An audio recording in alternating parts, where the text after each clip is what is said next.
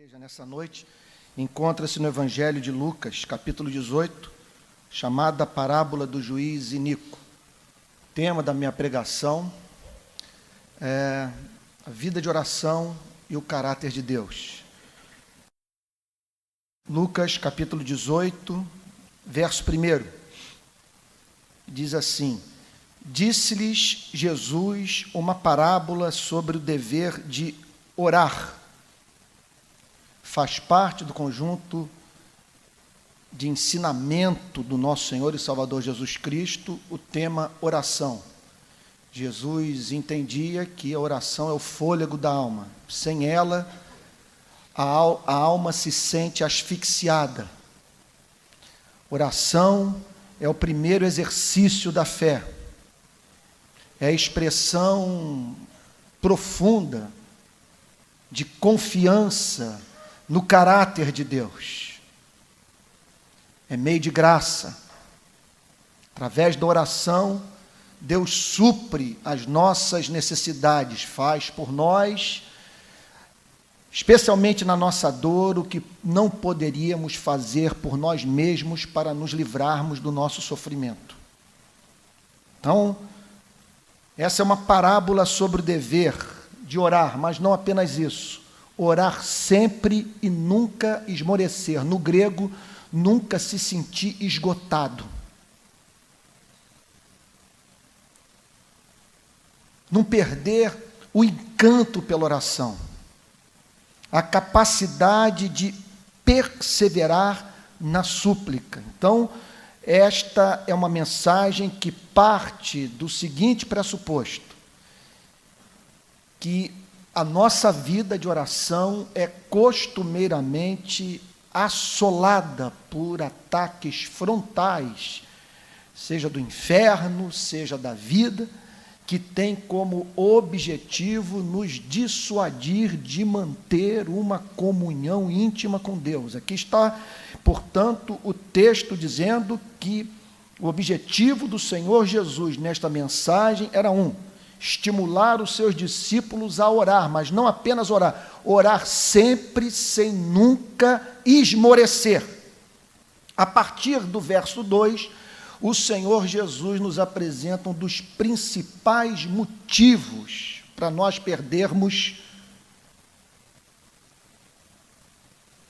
o prazer na oração, a confiança na súplica, a alegria, associada até mesmo à saudade de estar na presença de Deus. Havia em certa cidade um juiz. Não há a mínima dúvida nessa história inventada pelo Senhor Jesus que esse juiz, por representar quem tem o poder, em cujas mãos se encontra a vida de um outro, que ele representa a pessoa do próprio Deus. Havia em certa cidade um juiz que não temia a Deus nem respeitava homem algum. Não há mínima dúvida, isso em razão do fato óbvio de que tudo nessa história é deliberado. Nós não estamos diante de uma narrativa sobre a vida de um juiz, nós estamos diante de uma parábola. Tudo, portanto, aqui foi construído por Cristo. Cada palavra deliberadamente escolhida. E, de propósito, o Senhor Jesus descreve esse homem como um juiz maligno. Não temia Deus, não levava em consideração, em sua vida, no exercício da sua profissão, o caráter de Deus, a lei de Deus, o temor que é devido a Deus. Ele lidava com as pessoas sem considerar a possibilidade de, em vindo ele a ser injusto, ser julgado por Deus. Então havia em certa cidade um juiz que não temia Deus e, como corolário disso, não respeitava homem algum, não se curvava diante de ninguém. Banalizava a vida humana. Ele exercia a sua função pública sem pensar no benefício social que pessoas poderiam auferir do seu contato com ele. Um juiz que não temia Deus, nem respeitava homem algum. Sendo assim, portanto, a antítese do caráter de Deus. Porque, de modo diferente desse homem, aquele em cujas mãos estamos, embora não tenha nenhuma lei no universo a qual se submeter, e nenhum superior a quem ele deva temer, ele só age na história por amor do seu nome. Seu governo soberano é estabelecido, é levado a cabo, suas ações na história são geridas sempre de uma tal maneira que esse Deus, de modo algum, venha negar-se a si mesmo. Em outras palavras, ele sempre age em conformidade ao seu caráter e é apresentado na Bíblia como um Deus que ama os homens, a ponto da Bíblia dizer que ele amou os homens de modo tão ardente que deu seu Filho unigênito para que todo aquele que nele crê não pereça, mas tenha vida eterna. No verso 3, nós somos apresentados a alguém que na Bíblia representa a vida dos despossuídos, dos frágeis, daqueles que dependem da misericórdia de um outro para viver. Havia também naquela mesma cidade uma viúva, que vinha ter com ele dizendo: julga minha causa contra o meu adversário. Portanto, uma pessoa que estava em busca de justiça na sua vida, que havia sido prejudicada de algum modo por alguém, que apresentava diante daquele juiz uma causa justa e que, consequentemente, estava nas mãos de um ser perverso. Verso 4. Ele, por algum tempo, não a quis atender. A figura, repito, tudo aqui é deliberado, de propósito. Jesus está querendo nos levar a sentir raiva desse homem. Ele, por algum tempo, não a quis atender. Por que não a quis atender? Porque ele não temia a Deus. E lágrima de viúva não despertava compaixão em seu coração. Ele, por algum tempo, não a quis atender. Mas depois, e aí Jesus descreve esse homem conversando consigo mesmo.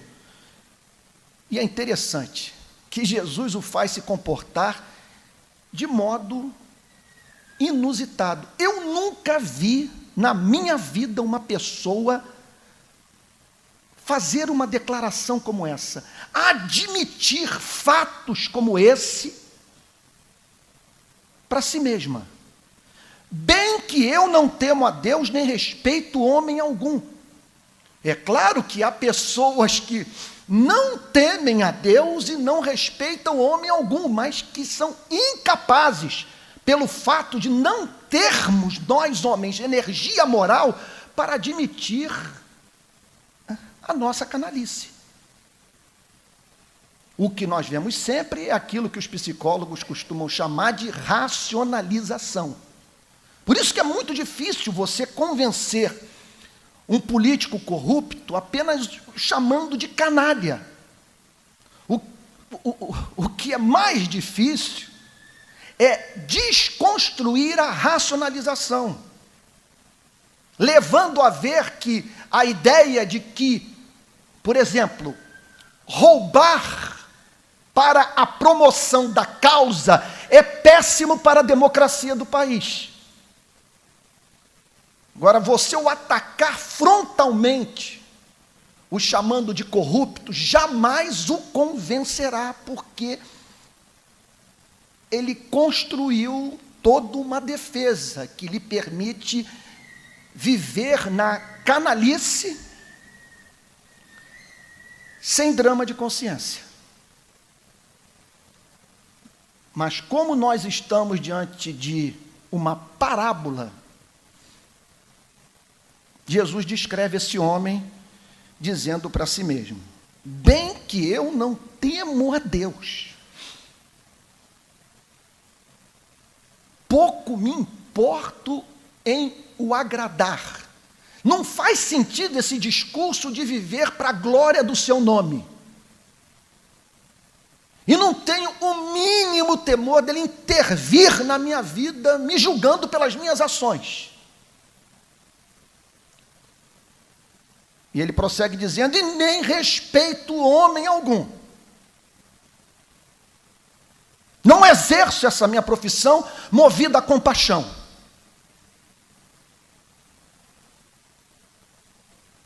Verso 5. Todavia, como esta viúva me importuna, me enche a paciência, porque se tratava de uma mulher que insistia em ter a sua causa julgada, absolutamente convencida da justeza da sua petição. Todavia, como esta viúva me importuna, julgarei a sua causa, para não suceder que por fim venha a molestar-me. Eu gosto muito da paráfrase feita pelo comentarista bíblico católico Joaquim Jeremias, que interpreta esse versículo da seguinte forma: para que esta viúva pare de me azucrinar a cabeça, eu vou despachá-la logo, julgando sua causa. Isso aqui não entra temor de Deus, nem preocupação, a mínima com o seu bem-estar. Eu só não quero é que ela continue a torrar a minha paciência.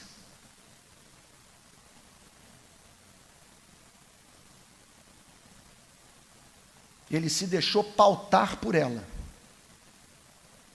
mexendo na sua agenda, a fim de se livrar de um tormento, de alguém que o incomodava. Verso 6. Então disse o Senhor: considerai, no grego, pare para ouvir, medite, pense no que diz este juiz iníquo. O Senhor Jesus, então, chama a atenção dos seus discípulos para o que estava embutido naquela declaração: bem que eu não temo a Deus, nem respeito homem algum, mas para que esta viúva pare de me azucrinar, julgarei a sua causa. Jesus então faz uma pausa e diz: parem para pensar nisso. Reflitam sobre a relação entre esses dois personagens. Uma viúva que estava nas mãos de um homem, ali apresentar uma causa justa, aí que está a lição, e que conseguiu extrair de um ser poderoso, porém perverso, uma coisa boa. Os versos 7 e 8 são o suprassumo do Evangelho. E eu fico muito feliz de ser pregador e poder fazer uma exposição desses dois versículos bíblicos. É um privilégio. Não fará Deus justiça aos seus escolhidos que a Ele clamam dia e noite, embora pareça demorado em defendê-los? E aqui Jesus então apresenta a Deus como a exata antítese desse juiz. O que Jesus quer chamar a atenção da sua igreja é que para o fato de que, se aquela viúva conseguiu extrair algo de bom de um ser perverso, quanto mais nós, povo de Deus, poderemos ser abençoados por um Deus que é o exato oposto do juiz desta parábola. Veja o que o Senhor Jesus diz: não fará Deus justiça. Ora, é da natureza de Deus agir de modo justo. Repito, é da natureza de Deus agir de modo justo, porque a Bíblia sempre o apresenta, e o senso comum nos convence desse fato, de que Deus de modo nenhum pode negar-se a si mesmo. Aquele que rege o universo, em cujas mãos estaremos por toda a eternidade, é apresentado na Bíblia como limitado pelo seu caráter. Por isso, estabelece, entre outras coisas, na alma do convertido, a ausência completa de medo quanto à possibilidade de um dia nós, povo de Deus, tombarmos no não ser, desse Deus vir a se arrepender de ter uma quarta pessoa na comunhão da Trindade, a sua igreja. Por quê? Porque o Deus que não mente, o Deus que não pode agir de modo contrário à sua natureza santa, nos prometeu e selou a promessa com o sangue de Jesus Cristo, que para sempre nós haveríamos de viver na sua presença em estado de bem-aventurança eterna. Então, não fará Deus justiça. É da natureza dele buscar o que é justo, buscar o que se conforma à sua lei. Não fará Deus justiça aos seus escolhidos. É impressionante aqui então a conexão que o Senhor Jesus faz entre o caráter santo de Deus e o seu amor pela sua igreja. Não fará Deus justiça, então o Senhor Jesus nos leva a conceber um universo que é regido por um ser justo. E não apenas isso, um ser justo que tem um povo. Um ser justo que ama o seu povo, que é movido a ouvir a oração do seu povo, em razão do constrangimento, isso chega a ser até uma linguagem antropomórfica, exercido sobre o seu espírito pela sua natureza santa, mas é um Deus que é levado a atender a súplica do seu povo, porque esse povo foi escolhido, separado na eternidade para pertencer a este Deus, separado antes da fundação do mundo. Esse povo é fruto da fixação dos afetos de Deus na sua igreja, da sua determinação, do seu decreto de salvar e constituir um povo para si, que viva para a glória do seu nome e em estado de eterna felicidade. Não fará Deus justiça aos seus escolhidos, que a Ele clamam dia e noite. E aqui então, é interessante essa mensagem de Cristo, porque você vê doutrina, você vê o desejo de atingir a mente com boa teologia, mas de mexer com as emoções. E ele descreve, vejam só, o objetivo dele é que a gente não cesse de orar com confiança. E ele descreve um ser justo, que tem um povo, que é a menina dos seus olhos, em cuja vida ele fixou as suas afeições.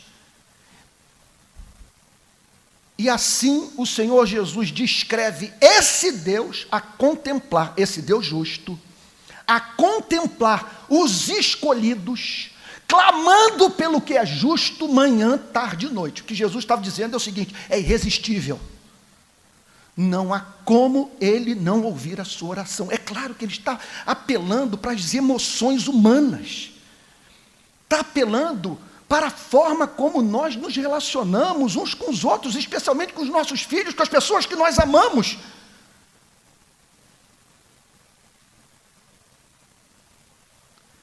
Não fará Deus justiça aos seus escolhidos, que a Ele clamam dia e noite? Ora, e não é assim que minha filhinha lá em casa tem lidado comigo? Deitando e rolando, por ser a filhinha temporã, aquela que veio sem que estivéssemos preparados para recebê-la, e consciente disso, tem deitado e rolado, interrompe minha vida de oração, minha leitura da Bíblia, a hora que bem entender. E agora, então, ela está na fase da Frozen. Já ouviram falar Frozen? Frozen.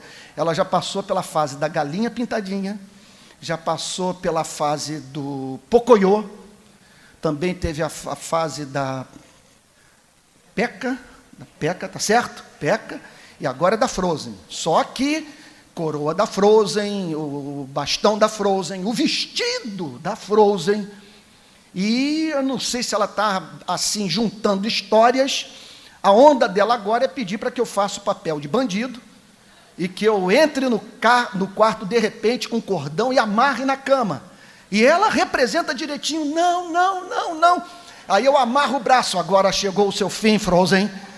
Haha, finalmente consegui te pegar. Mas depois que eu amarro e a deixo imobilizada na cama, eu tenho que sair do quarto e fazer o papel do príncipe.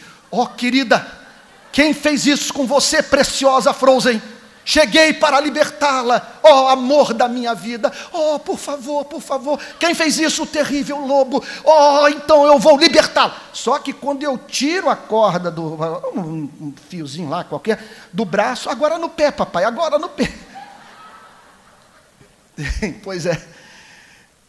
Gente, se os pedidos da minha filhinha Alice, que agora estava aqui, foi tão bonitinho, ela com as crianças indo para a escola dominical, se esses pedidos arrasam o meu coração, pedido para um pai, né, brincar com uma filhinha pela 20ª vez. Vocês imaginem o que Jesus está dizendo aqui. O que representa para Deus o pedido dos escolhidos. Mas veja só, vamos somar tudo. É o pedido justo dos escolhidos que oram manhã, tarde e noite, apresentando súplicas justas para um ser justo. O que Jesus está dizendo é o seguinte: portanto, vocês devem fundamentar sua vida de oração no caráter de Deus. E que enquanto vocês não duvidarem do caráter de Deus, jamais esmorecerão em sua vida de oração. Olha o que ele diz aqui: não fará Deus justiça aos seus escolhidos, que a Ele clamam dia e noite, embora pareça demorado em defendê-los. E aí está o motivo do esmorecimento, do porquê nós perdermos o ânimo para oração.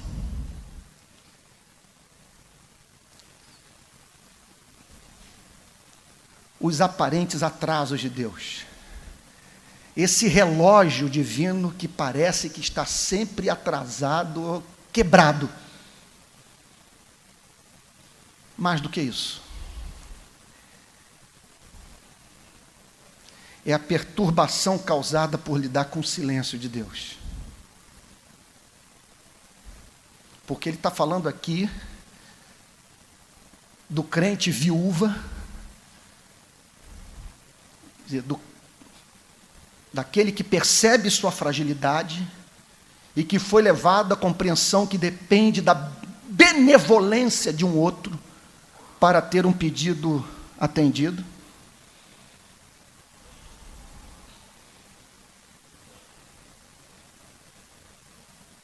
E que, a despeito da justeza da causa, da perfeição do caráter santo desse mesmo Deus, do amor que Ele tem pelo que ora,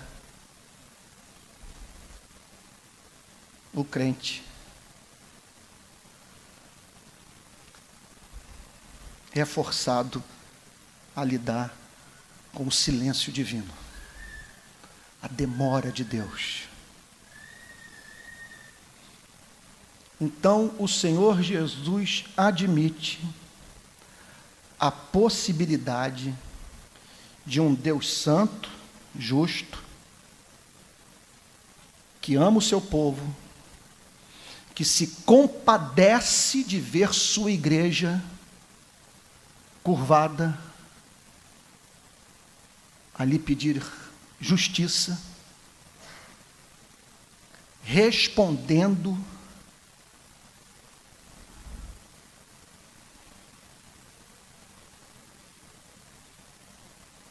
a uma súplica como essa, com silêncio. Demora de Deus. E por que essa demora?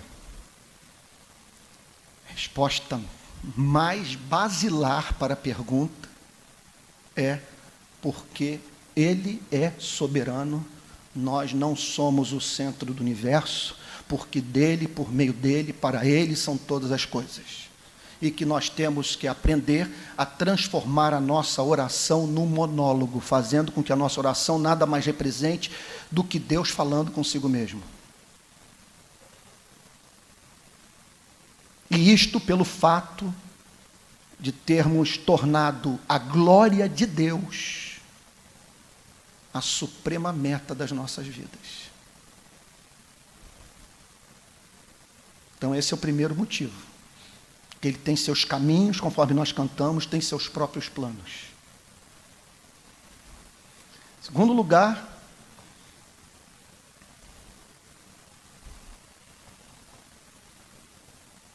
porque nem sempre nós estamos preparados para receber o que pedimos.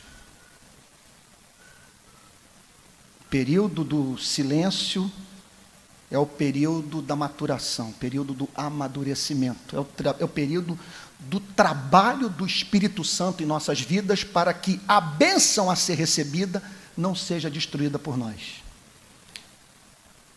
Se vocês voltarem na história da minha vida, no meu passado, vocês me pegarão com 20 anos nessa igreja, pedindo para que Deus me usasse. E graças a Deus, por Ele não ter ouvido minha oração nos termos em que eu apresentei a Ele. Por Ele não ter se submetido à minha agenda, eu não teria a mínima condição de, no passado, lidar com o que eu estou lidando hoje. Outro motivo da demora é essa obra do Espírito mediante a qual Deus nos leva a nos desapegarmos do bom a fim de nos abrirmos para o excelente que Ele tem reservado para as nossas vidas. Como a Bíblia diz, nem olhos viram, nem ouvidos ouviram, nem jamais penetrou em coração humano o que Deus tem preparado para aqueles que o amam. E Ele é poderoso para fazer infinitamente mais do que tudo quanto pedimos ou pensamos, conforme o seu poder que opera em nós.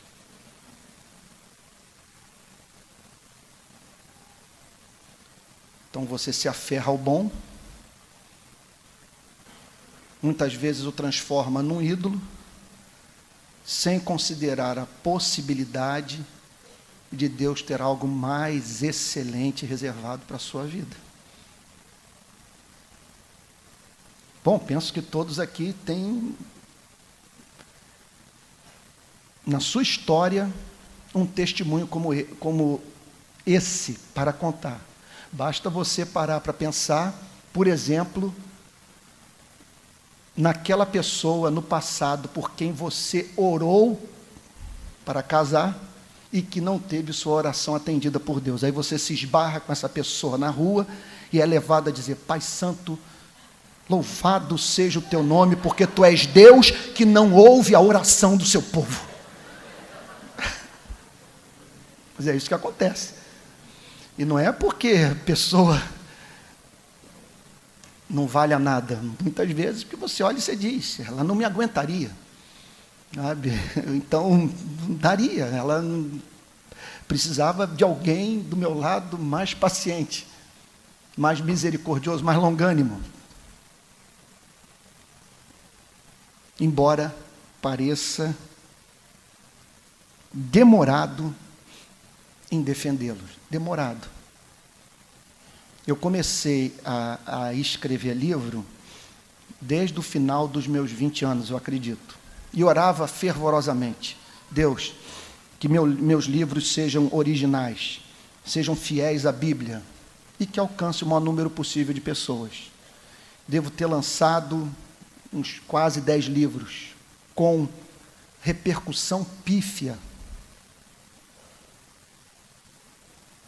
que não se tornaram em best-seller. Quando eu tive que lançar esse último, todo esse histórico de oração não respondida veio à minha memória. Aqui estou eu orando por um pedido que já apresentei em outras ocasiões e que não foi atendido por Deus. Até que agora, nesse último lançamento, no primeiro mês da primeira impressão, a editora está precisando fazer uma reimpressão, porque a primeira edição já está esgotada. Porque dele, por meio dele, para ele são todas as coisas. O que nós não podemos é, no fundo do poço, com José, já disse isso para vocês em outras ocasiões, dizer, José, cadê o Deus das profecias? Cadê o Deus das promessas? Onde que está aquele que o fez sonhar? Como encaixar esse poço na sua relação com Deus? Privando assim José de ouvir um conselho de uma outra natureza, que pudesse levá-lo a se abrir para a possibilidade de aquele poço ser uma expressão de amor e caminho conducente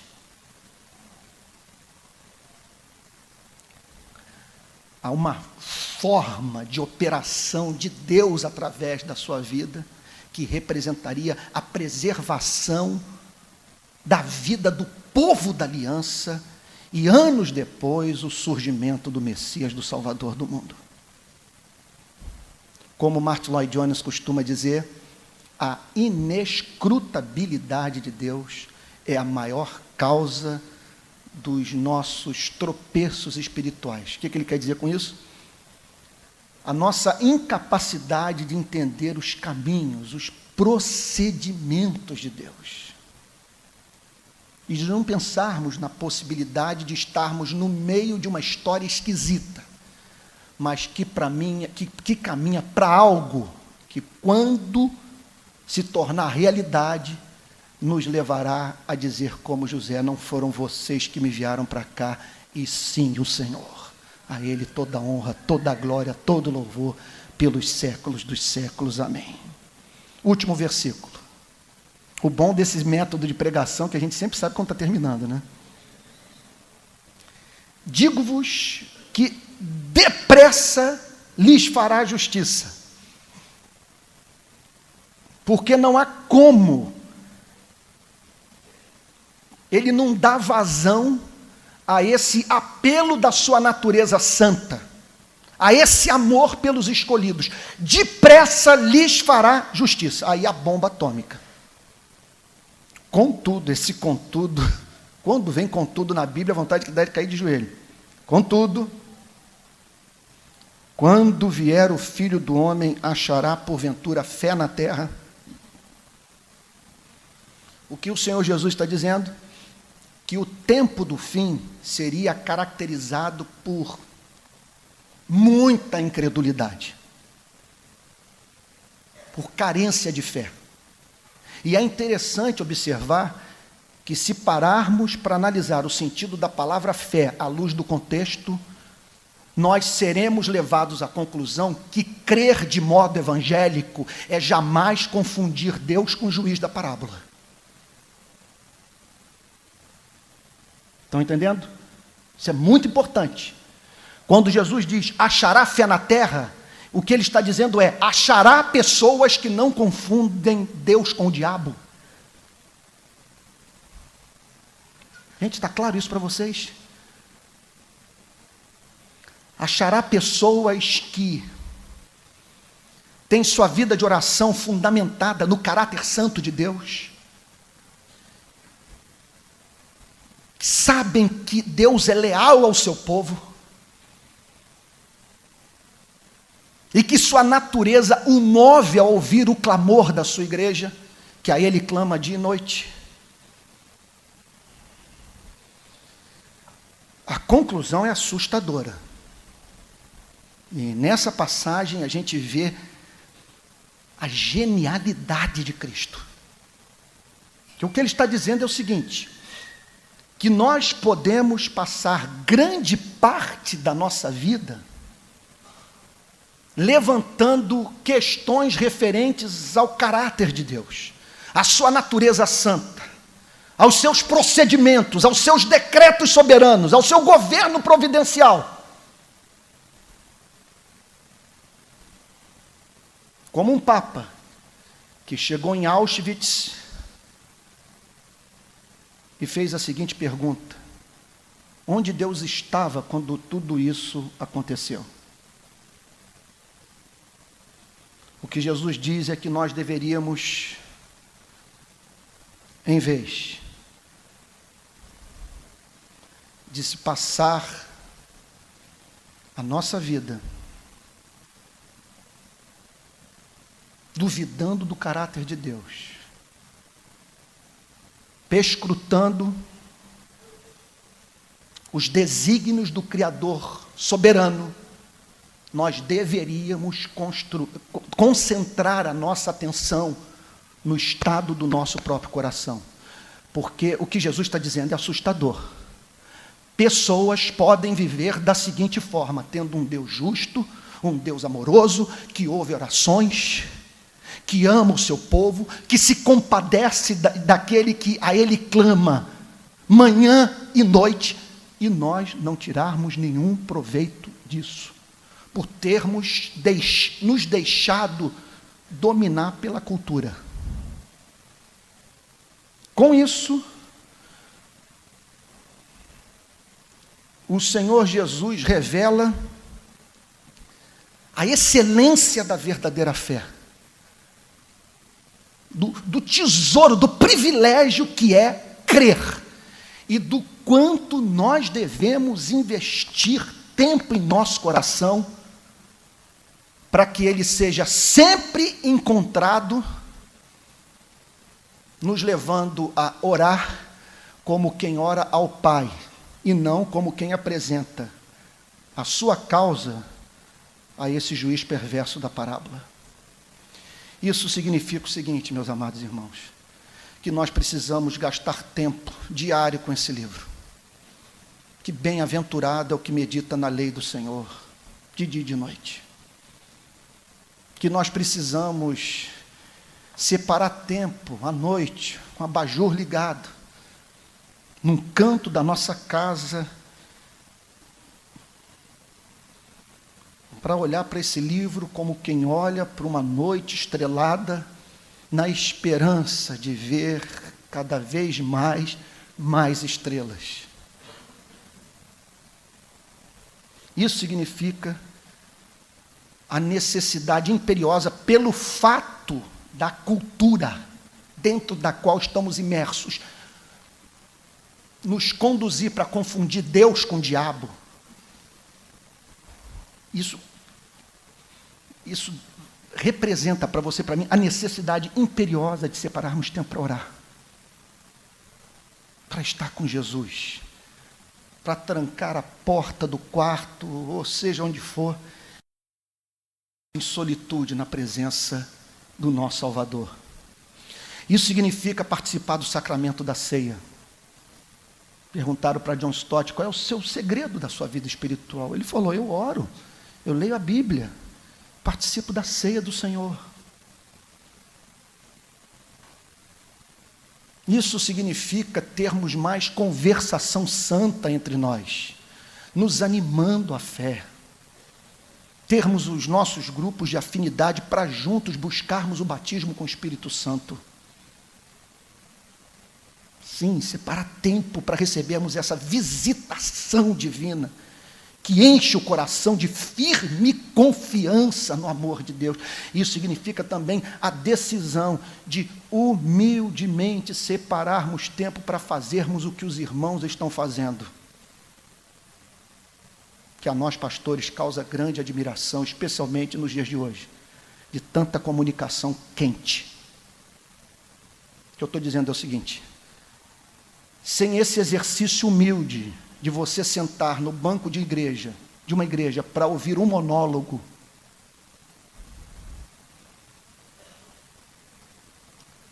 não há fé firme, ousada, que tem o caráter de Deus, repito, como fundamento da esperança. Sabe por quê? Porque a fé vem pelo ouvir, e o ouvir a palavra de Deus. Há algo que acontece num ambiente como esse, que não acontece em nenhum outro lugar. Há promessas para esse tipo de reunião. A Bíblia diz que o Espírito Santo caiu sobre os 20. Pedro pregava e o Espírito Santo caiu sobre a casa de Cornélio.